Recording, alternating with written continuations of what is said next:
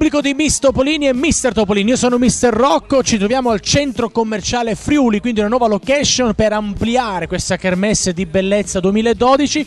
Vi presento subito questa statua, questa scultura, l'aspirante mister numero 12, nome e cognome. Riccardo Viola. Ok, Riccardo è un ragazzo informissimo, stavamo parlando prima, dicevi che tu vai in palestra praticamente 8 giorni su 7. Ogni volta che posso vado, diciamo. Quindi qual è la media più o meno?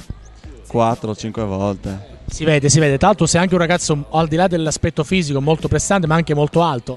Sì, 1,88, abbastanza. Abbastanza, direi tantissimo. Senti Riccardo, io vedo già le donne che sono già rapite dal tuo occhio, quindi credo che sia giusto insomma farti conoscere, no? Parlaci un po' di te, dici tutto quello che vuoi. Che dire, io vado all'università a Udine, studio architettura, ho 22 anni e spero di laurearmi quest'anno, se tutto va bene. Ho già detto che vado in palestra e... Quindi hai praticamente quasi finito insomma la laurea? Sì, i primi 3 anni sono andati. I primi 3 anni, vabbè, com'è stata? È stata facile, ti vedo uno abbastanza sciolto. È passata più velocemente di quello che pensavo. Questo vuol dire che sei una persona sveglia, un ragazzo anche al di là della bellezza anche molto intelligente.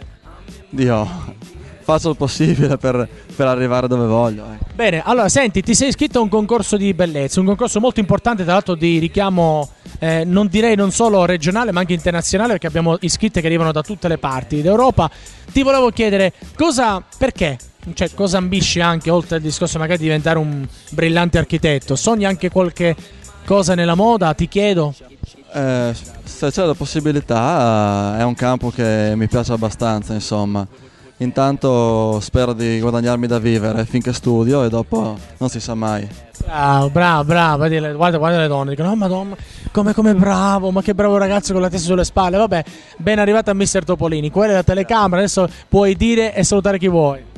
Saluto tutti i miei amici e tutta la gente che mi ha aiutato ad arrivare fin qua. E io aggiungo in bocca al lupo. Crepi. Divertiti. Grazie. Ciao. Ciao. They lying naked with some asses in the air. That's what I'm talking about. Anna wants it bad. Yeah. She's got some big cojones. But I say I'll be back. Gotta get some more Coronas. Hey, you looking kinda cute.